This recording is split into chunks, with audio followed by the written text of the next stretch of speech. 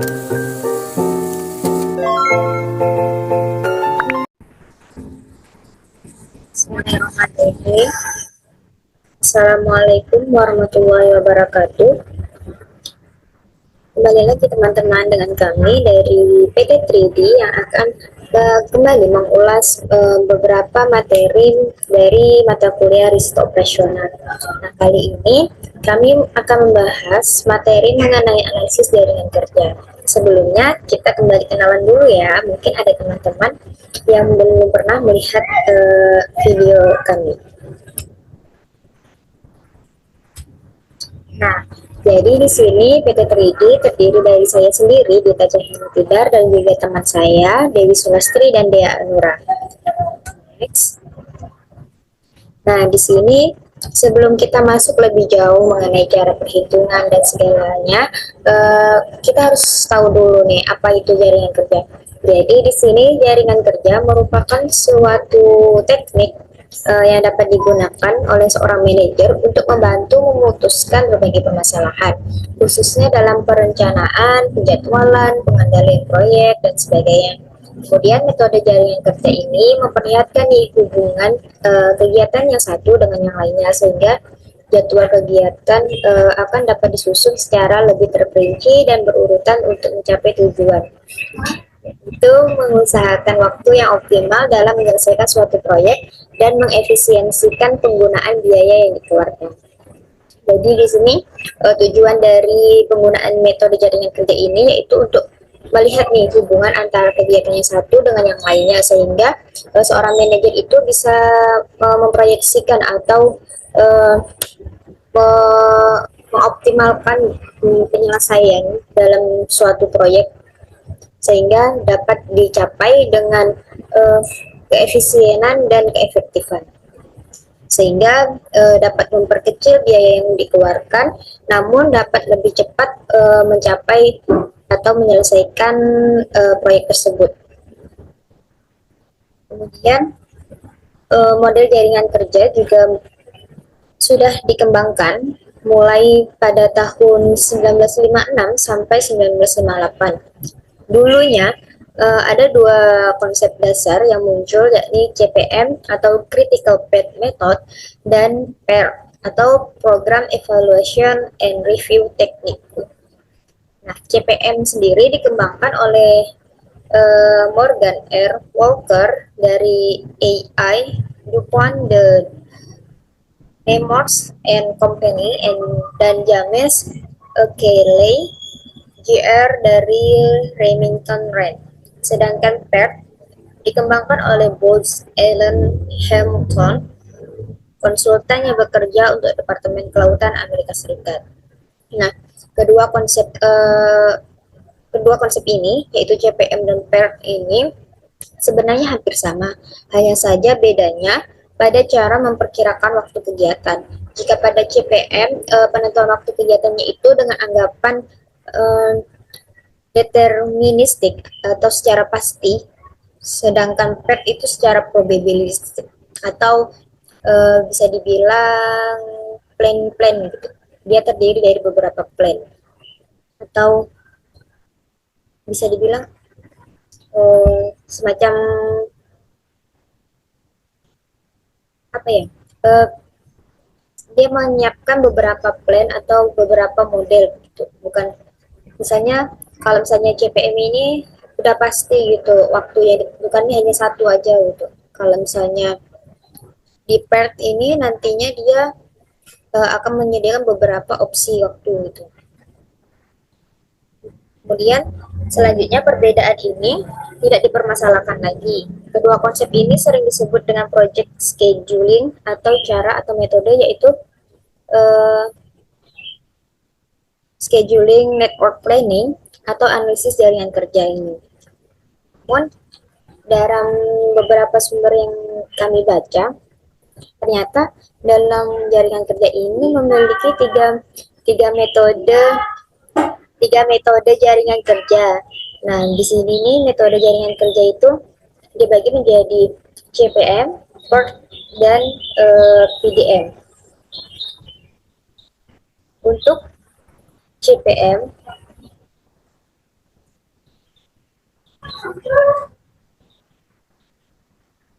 menggunakan satu angka penentu waktu. Kemudian untuk metode PER menggunakan 3 angka kemungkinan waktu, sedangkan metode PDM menggunakan satu angka penentu waktu yang dilengkapi dengan constraint atau batasan.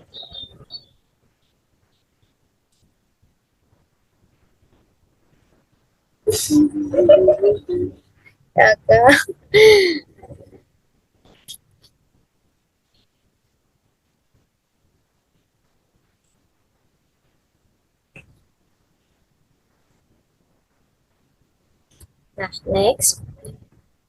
Selanjutnya kita akan langsung membahas. Pada dasarnya dalam ketiga metode tersebut kita memerlukan diagram network atau diagram jaringan kerja.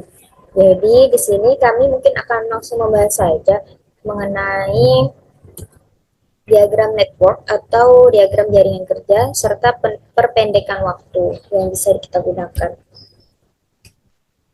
Yang pertama yaitu diagram network atau diagram jaringan kerja.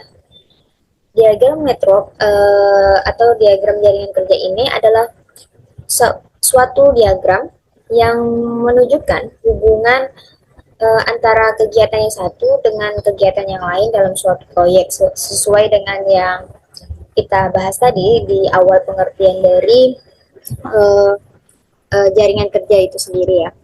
Kemudian dalam diagram network dikenal dengan dua istilah, yaitu aktivitas atau kegiatan dan juga kejadian atau event.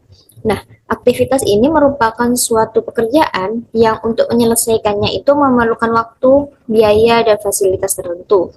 Nah, aktivitas ini biasanya digambarkan dengan anak panah. Jadi biasanya kalau dalam bagan atau dalam skema diagram network ini, nah, aktivitas ini digambarkan dengan bentuk panah, tanda panah atau garis panah gitu. Kemudian untuk yang kejadian atau event merupakan suatu pekerjaan yang untuk menyelesaikannya memerlukan waktu yang singkat dan biasanya diasumsikan tidak ada. Kejadian ini nih biasanya digambarkan dengan lingkaran gitu. Dia kayak semacam perpindahannya saja gitu. Ya, next. Nah, dalam penyusunan diagram network itu sendiri, ada beberapa ketentuan dalam menyusunnya. Yang pertama, sebelum menyusun, kejadian dimulai semua sebelum suatu kejadian dimulai, maka semua kegiatan yang mendahulunya itu harus selesai terlebih dahulu. Karena dalam penyusunan diagram ini, dia berbentuk secara berurutan begitu. Artinya untuk melaksanakan kegiatan, misalnya ada dua kegiatan, kedua kegiatan ini nih harus berurutan gitu kerjanya. Jadi untuk melaksanakan kegiatan yang kedua ini, dia harus menyelesaikan dulu kegiatan yang satu. Sebelum kegiatan yang satu ini belum selesai, maka dia tidak akan bisa untuk melaksanakan kegiatan yang kedua. Gitu. Kemudian tahapan yang kedua atau ketentuan yang kedua adalah gambar anak panah hanya menunjukkan urutan kegiatan, tidak menunjukkan jangka waktu dan letak aktivitasnya. Jadi tuh anak panah yang ada di layar ini hanya menunjukkan urutannya begitu. Maksudnya dari tahap pertama dia akan lari kemana? Apakah langsung ke tahap kedua ini? Atau misalnya di sini di tahap pertama nih ada penanganan bahan baku. Nah, kemudian di tahap kedua itu ada penyortiran. Nah, jadi panah ini hanya menunjukkan arah gerak dari penanganan bahan baku tadi, dia akan bergerak ke penyortiran. Dan begitu, dia hanya menunjukkan arahnya saja gitu. Bukan menunjukkan jangka waktunya dan letak aktivitasnya. Kemudian ketentuan yang ketiga, lingkaran yang menggambarkan kejadian diberi nomor sedemikian rupa sehingga tidak ada dua kejadian dengan dua nomor yang sama. Artinya, karena dalam diagram network ini semuanya berjalan berurutan, maka pemberian nomor pada setiap lingkaran kegiatan itu tidak boleh sama. Dia akan berubah atau berurutan sesuai dengan tahapan yang dilalui. Ya. Yang selanjutnya adalah ketentuan di mana untuk menghindari arah anak panah yang berulang atau circularity, biasanya pada awal suatu anak panah diberi nomor yang kecil, sedangkan pada akhir anak panah diberi nomor yang lebih besar. Itu agar lebih memudahkan arah gerak dari atau tujuan dari anak panah itu sendiri. Ketentuan yang kelima, network hanya dimulai dari suatu kejadian atau initial event dan diakhiri oleh kejadian terminal event. Initial event ini maksudnya awal atau permulaan dari sebuah kegiatan. Kemudian terminal event ini adalah tahap di mana dia sudah mendapatkan input atau sudah mendapatkan output dari kegiatan tersebut. Nah, tahapannya selanjutnya atau ketentuannya selanjutnya yaitu dua buah kejadian hanya bisa dihubungkan oleh satu anak panah. Ya, artinya karena di diagram network ini semuanya harus secara berurutan, tidak boleh ada yang mendahului dan tidak boleh ada yang terlewat sebelum melakukan kegiatan yang selanjutnya, maka anak panah ini atau dua anak panah ini tidak boleh dihubungkan untuk lebih dari satu kegiatan. Kejadian. Untuk tahap yang terakhir atau ketentuan yang terakhir yaitu apabila diperlukan dapat dibuat kegiatan semu untuk memudahkan pembuatan diagram network. Artinya kayak garis pembantu atau kegiatan pembantu untuk melihat apakah ada kegiatan lain yang menjadi tempat transisi sebelum dia menuju ke yang sebenar-benarnya kegiatan yang akan dilaksanakan selanjutnya.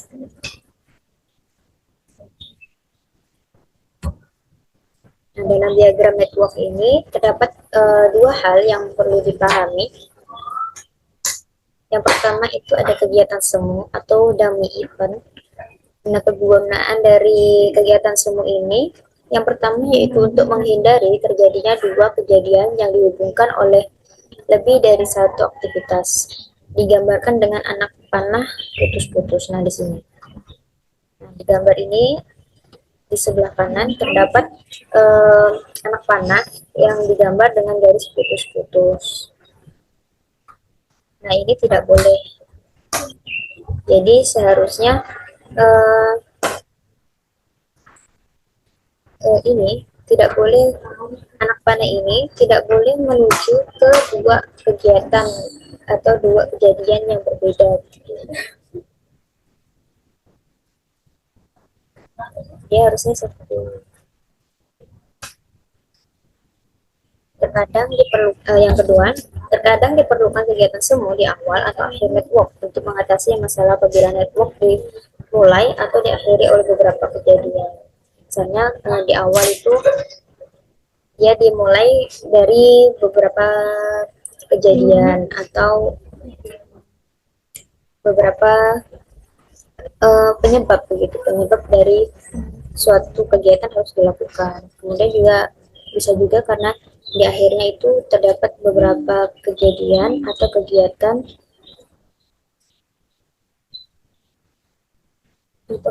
dan lebih dari satu.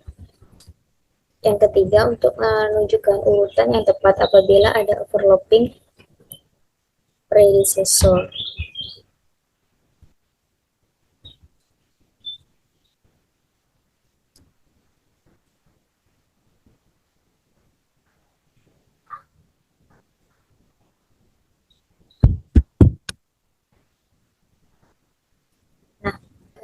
Pada dasarnya pada network diagram konvensional biasanya itu diasumsikan bahwa kegiatan pengikut atau suksesor tidak dapat dimulai sebelum kegiatan pendahulu atau predecessor selesai. sesuai dengan pengertian di awal tadi.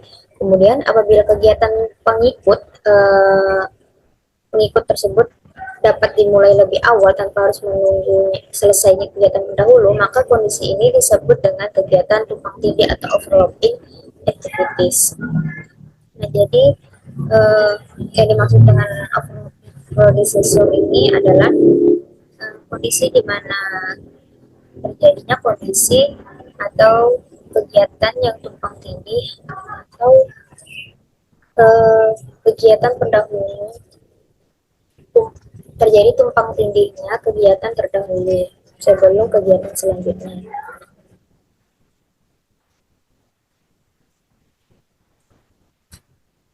Nah, selanjutnya itu ada jalur dan jalur kritis.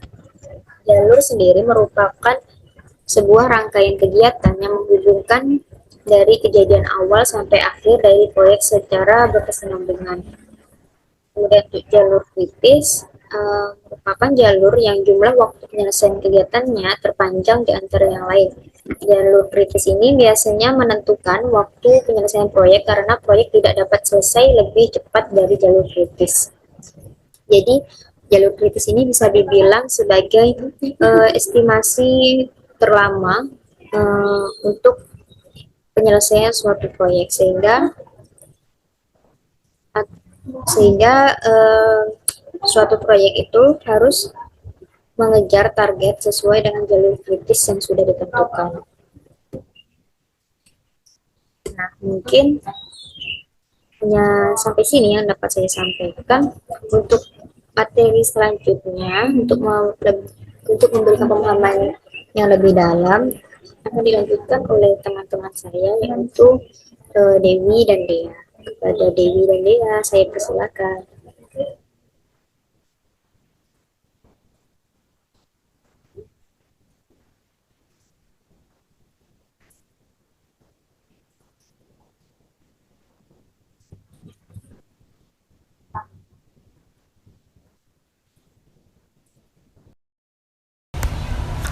Baiklah, selanjutnya saya akan menjelaskan contoh soal. Nah, dari suatu kegiatan memiliki kegiatan sebagai berikut seperti dalam tabel. Nah, dari tabel ini kita bikin diagram networknya untuk mencari jalur kritis, yaitu dengan cara pertama kita lihat dari kegiatan A, B, dan C ini tidak mempunyai kegiatan yang mendahului, berarti A, B, dan C ini merupakan kegiatan awal yang kita tarik garisnya dari nomor 1. Contohnya yang A, kita tarik garis A dari nomor 1 ke lingkaran kedua. Lalu kita beri kegiatan A beserta waktu di kegiatannya. Lalu yang B juga sama, berarti yang B kita tarik garis ke nomor selanjutnya, nomor 3. Kita beri kegiatan B beserta waktunya. Lalu yang C kita tarik garis juga dari nomor 1, karena ini merupakan kegiatan awal. Kita tulis kegiatan C beserta waktunya. Nah, selanjutnya kita lihat kegiatan D. Kegiatan D ini kan kegiatan yang mendahulunya A, berarti D ini kita tarik garis dari berasal dari kegiatan yang sebelumnya A. Berarti tarik garis dari nomor 2. Nah, sedangkan D ini merupakan kegiatan yang mendahului G. Nah, D ini di sini kegiatan yang D dan E ini merupakan kegiatan yang mendahului G. Berarti D dan E ini merupakan titik tumpunya di G. Berarti kita tarik garis D dan E ini ke titik tumpu yang sama, yaitu di G. Kita lihat yang E, yang D kan kita sudah tahu, berarti kita tarik dari nomor 2. Sedangkan yang E ini kegiatan mendahulunya A dan B. Berarti garis A dan B ini titik tumpunya di E. Nah, berarti A dan B ini kita satukan. Berarti titik tumpu A dan B ini adalah E. Berarti E kita taruh di sini. lalu ini yang D kita tarik dari nomor 2 karena kegiatan mendahului A. Nah, D dan E ini titik tumpunya sama, yaitu di G. Selanjutnya kita lihat yang F. Yang F ini kegiatan mendahulunya kan C, berarti F ini kita tarik dari kegiatan C, yaitu nomor 4. Berarti yang F ini kita tarik dari nomor 4. Nah, sedangkan F ini merupakan kegiatan yang mendahului H. Nah, di sini F dan G ini kegiatan mendahului A, berarti F dan G ini titik tumpunya berada di H. Berarti kita tarik garis F ini tarik F ke titik tumpu yang sama dengan G. Nah, berarti G-nya kita tarik ke sini menuju ke H, F-nya juga sama. Kita tarik di sini ke sini, yaitu ke H. Nah, H sudah selesai. Berarti H ini merupakan kegiatan terakhirnya, berarti kita anggap sudah selesai. Nah, setelah gambar ini sudah selesai dan lalu kita pilih jalur-jalur mana saja yang dari melewati garis 1 ke nomor 1 hingga ke nomor 7. Nah, jalur-jalur di sini kan banyak cabangnya, kita sebutkan semuanya yang melewati dari nomor 1 ke nomor 7. Misalnya dari nomor 1 ini kita ke A. Nah, ke A ini kan ke nomor 2 ini kan ada 2 cabang. Bisa jadi ke nomor 5, bisa juga ke nomor 3. Nah, di sini kita harus nulis keduanya, tapi satu-satu. Misalnya jalur 1 dari A, nomor 2, berarti kita pilih yang D dulu, nomor 5, lalu 6, dan 7.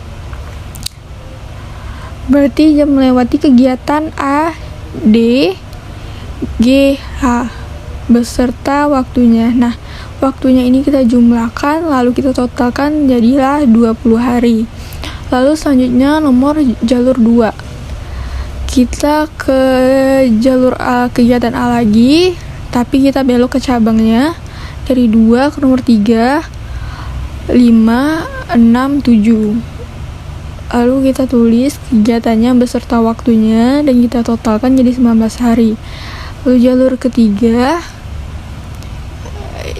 yang A udah selesai, lalu yang B, berarti jalur B ini 1, 3, 5, 6, 7. Kita tulis kegiatan beserta waktunya, totalkan, lalu 17 hari. Lalu selanjutnya jalur 4, karena yang A, B udah selesai, lalu ke jalur yang C, 1, 4, 6, 7. Kita tulis kegiatannya beserta waktunya, lalu kita totalkan. Nah, di sini dari jalur-jalur yang udah kita tulis ini, kita tentukan jalur kritisnya. Apa sih jalur kritis itu? Jadi jalur kritis adalah jalur yang mempunyai lama penyelesaian yang paling lama. Nah, di sini kita lihat jalur mana yang mempunyai waktu yang paling lama. Bisa kita lihat jalur 1 mempunyai waktu yang paling penyelesaian yang paling lama, yaitu sebanyak 20 hari. Berarti jalur kritisnya adalah di jalur 1. Berarti jalur kritisnya adalah 1, 2, 5, 6, 7. 1, 2, 5, 6, 7. Nah, selanjutnya cara yang kedua. Cara keduanya yaitu yang pertama kita tentukan waktu mulai paling cepat. Waktu mulai paling cepat adalah waktu tercepat untuk bisa memulai kegiatan dalam keadaan normal dengan tidak mengganggu kelancaran penyelesaian kegiatan yang lain. Selanjutnya kita cari waktu selesai paling cepat, atau SC adalah waktu tercepat untuk bisa menyelesaikan kegiatan dalam keadaan normal dengan tidak mengganggu kelancaran penyelesaian kegiatan yang lain. Selanjutnya, waktu mulai paling lambat atau ML adalah waktu terlambat untuk bisa memulai kegiatan dalam keadaan normal dengan tidak mengganggu kelancaran penyelesaian kegiatan lain. Selanjutnya, waktu selesai paling lambat atau SL adalah waktu terlambat untuk bisa menyelesaikan kegiatan dalam keadaan normal dengan tidak mengganggu kelancaran penyelesaian kegiatan yang lain. Selanjutnya yang kelima, total float. Nah, setelah kita menemukan keempat yang tadi, kita cari total floatnya, yaitu jumlah waktu menunggu yang ada pada waktu suatu kegiatan, yaitu selisih antara SL dikurang MC dan waktu kegiatan WK. Untuk kegiatan 1, total floatnya dapat dicari dengan TF1 sama dengan SL1 dikurang MC1 dikurang WK1. Selanjutnya kita cari free float. Free float adalah waktu sisa atau waktu tunggu yang ada di antara waktu tercepat suatu kegiatan dengan waktu mulai paling cepat kegiatan berikutnya. Untuk kegiatan I yang diikuti kegiatan J, maka free floatnya dapat dicari dengan FFI sama dengan MCJ dikurang MCI dikurang WKI. Nah, seperti berikut ini. Dari diagram Neko yang tadi, kita dengan cara yang kedua, yaitu mencari awal mula kita mencari nilai MC-nya dulu dengan menjumlahkan dari nomor 1 ke nomor 7 dan cari nilai yang paling besar. Sedangkan SL yaitu kita cari selisih nilai dari nomor 7 ke nomor 1 dengan selisih nilai terkecil. Contohnya, karena nomor 1 ini merupakan kegiatan awal, berarti nomor 1 ini 0. Nah, untuk nomor 2 berarti 0 kita tambahkan ke waktu kegiatan. Berarti 0 ditambah 5 yaitu 5. Selanjutnya yang nomor 3. Karena nomor 3 ini ada 2 cabang yaitu A dan B, kita jumlahkan nilai mana yang paling besar. Nah, 0 ditambah 5 yaitu 5, berarti lalu 0 tambah 3 yaitu 3, berarti yang paling besar yaitu yang A, 5. Berarti nomor 3 kita pilih yang A yaitu 5. Lalu yang C, karena tidak ada cabang langsung saja 0 tambah 4 berarti 4. Selanjutnya yang D, 5 tambah 6 berarti selanjutnya ke nomor 5. Nah, nomor 5 ini ada 2 cabang yang D dan E. Sama seperti tadi, kita jumlahkan dan pilih nilai mana yang paling besar. Berarti yang D 6, 5 tambah 6 kan 11. Sedangkan yang E 5, 5 tambah 5 10. Berarti kita pilih yang D yaitu 11. Selanjutnya yang nomor 6. Yang nomor 6 ada 2 cabang. Kita yang mana yang paling besar? Yang G 4. Berarti 4 tambah 11 15. Yang F 7 berarti 7 tambah 4 11. Berarti tentu saja yang besar yang G yaitu 15. 15 yang H 5. Berarti 5 tambah 15 20. Berarti 7 ini 20. Nah, kita cari SL yaitu dengan dikurangkan dengan waktu kegiatan. Berarti 20 dikurang 5 15. Yang G 15 dikurang 4 11. Yang F 15 kurang 7 8. Nah, yang nomor 3 berarti 11 dikurang 5 6. Sedangkan 11 dikurang 6 5. Yang A 5 kurang 5 0 kan 5. Berarti yang paling lalu dari nomor nilai-nilai MC dan SL ini kita masukkan ke dalam tabel secara berurutan. Nah, selanjutnya kita cari nilai SC. Cari nilai SC-nya yaitu dengan MC ditambah SL. Nah, setelah itu kita jumlahkan. Kemudian cari nilai kolom ML. ML ini yaitu dengan WK dikurang SL. Atau kebalikannya SL dikurang WK. Lalu cari nilai TF yaitu total float. Cara menilai TF-nya. Nah, untuk cari nilai TF itu yaitu SL dikurang MC lalu dikurang WK. Selanjutnya yang free float. Nah, untuk yang free float ini privat ini yaitu nilai SL dikurang MC lalu dikurang nilai dari lalu dikurang WK, dapatlah privatnya. Nah, dari nilai ini yang hasil TF dan FF-nya 0, kita berarti TF dan FF-nya sama-sama dengan 0. Kita tandai berarti ini merupakan jalur kritisnya. Berarti di sini jalur kritisnya yaitu ADGH. Nah, berarti yang di garis tebal ini merupakan nilai merupakan jalur kritisnya yaitu ADGH. Baiklah, sekian dari saya. Selanjutnya saya akan dijelaskan oleh teman saya. Terima kasih. Terima kasih. Selanjutnya saya akan menjelaskan mengenai perpendekan waktu. Jadi perpendekan waktu atau crashing adalah proses mereduksi atau mengurangi durasi penyelesaian pekerjaan yang akan mempengaruhi waktu penyelesaian proyek secara keseluruhan. Nah, jika dilakukan perpendekan waktu, maka akan membutuhkan lebih banyak biaya. Jadi terdapat beberapa metode yang bisa dilakukan dalam memperpendek waktu penyelesaian proyek. Nah, di sini kita akan membahas metode yang sederhana. Nah, hal ini dapat dilakukan dengan menambah jam kerja atau lembur atau overtime, menambah jumlah tenaga kerja, menambah fasilitas atau mesin, dan lain sebagainya. Nah, dengan demikian akan membutuhkan lebih banyak biaya. Nah, hal tersebut hanya bisa mempercepat waktu penyelesaian dalam batas waktu tertentu saja. Selanjutnya ada hubungan waktu dengan biaya perpendekan. Nah, dalam hal hubungan waktu dengan biaya perpendekan, ada yang bersifat linear, progresif, degresif, dan diskrit. Nah, ini merupakan contoh grafiknya. Nah, ini merupakan contoh grafik hubungan waktu dengan biaya perpendekan, di mana garis A sampai B merupakan kurva durasi dan biaya. Dan ini merupakan slope atau kemiringan.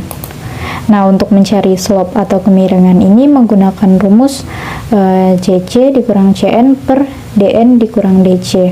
Nah, ini merupakan rumus biaya rata-ratanya, di mana CC-nya itu adalah biaya waktu dipercepat, CN adalah biaya waktu normal, DC adalah waktu dipercepat, dan DN adalah waktu normal.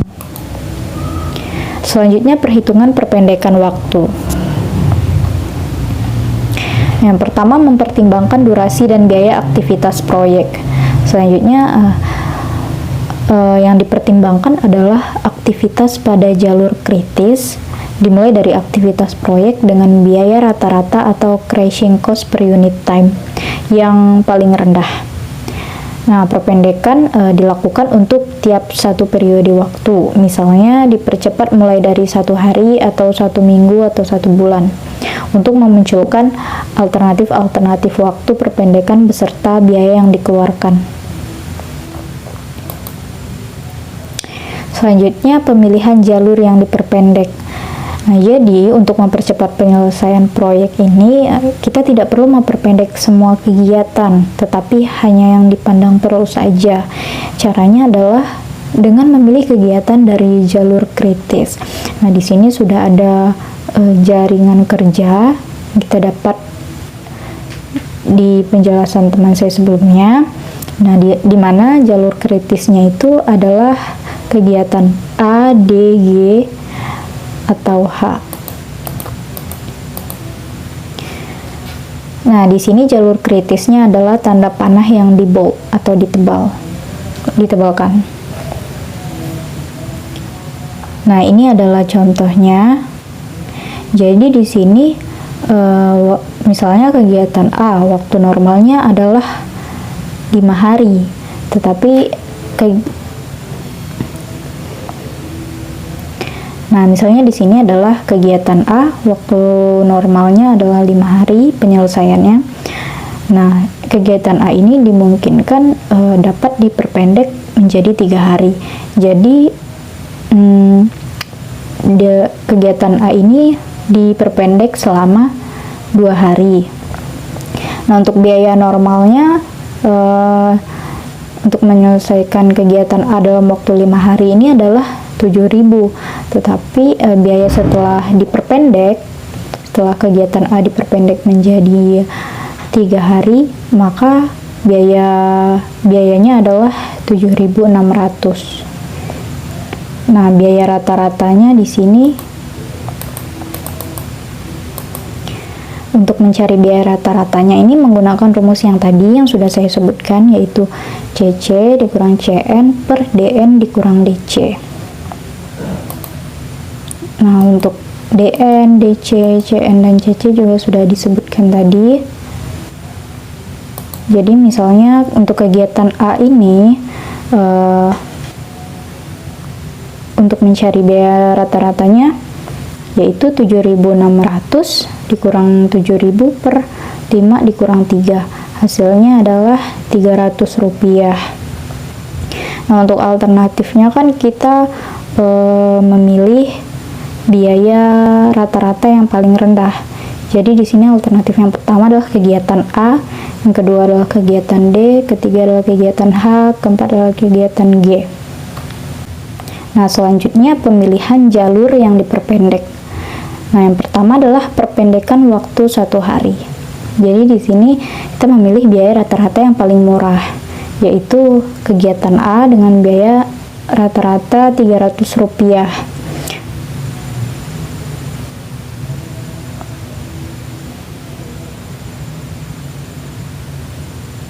Nah, di sini untuk jaringan kerjanya adalah seperti ini. Dan jalur kritisnya tetap yaitu ADGH. Jadi setelah diperpendek 1 hari, jadi kegiatan A ini menjadi 4 hari.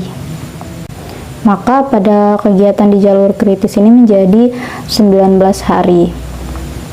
Dan biayanya adalah 300 rupiah, merupakan perpendekan dari kegiatan A selama 1 hari. Nah, selanjutnya perpendekan waktu 2 hari.